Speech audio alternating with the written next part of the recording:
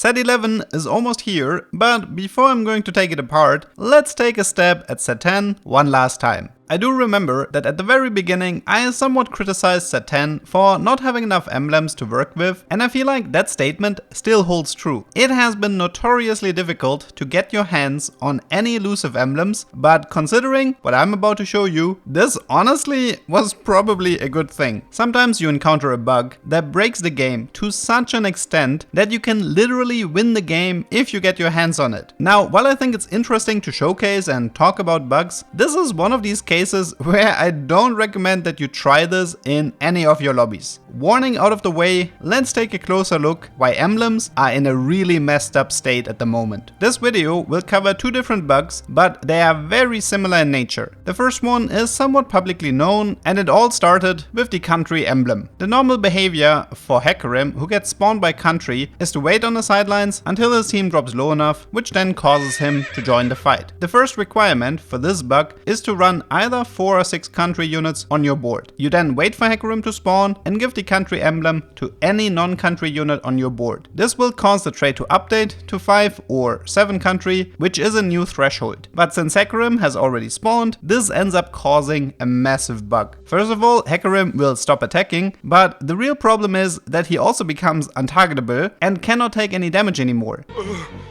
He's just standing there, menacingly! This causes every fight to end in a stalemate, which in the wrong hands can be used to grief your opponents. You might have seen this clip from a month ago, where this was used to its full potential. This bug has been around for a while, and thankfully it is not allowed in any tournaments, so I guess it's fair to say that this one is not going to ruin Worlds. But this got me thinking, is this truly caused by the country emblem, or is there more to this bug than meets the eye? I was researching another bug based on a different emblem, and in the process I realized that it's not about the country emblem at all. It's about updating any trait on your board after Hecarim has spawned. This means if you put a single punk unit on your board and you slam a punk emblem on a backliner after Hecarim has spawned, then it will have the exact same effect. I tested this with other emblems like Emo as well, and I got the same results. Now, this doesn't mean you have to leave your emblems on the bench if you're afraid to recreate this bug, because it only occurs after Hecarim has spawned. So if you ended up being slow with your transition, you still have a bunch of time at the start of the fight. Forcing a tiebreaker is definitely quite nasty, but what if I tell you that it only gets worse? Introducing the strongest item in the game, the Crowd Diver emblem. If you played a lot of double up in set 10, then you probably know where this is heading. Especially in the beginning. There was a really annoying bug in double up that caused Crowd Divers to survive their final jump with 1 HP and becoming untargetable in the process. This bug, unfortunately, has made its way onto solo queue as well.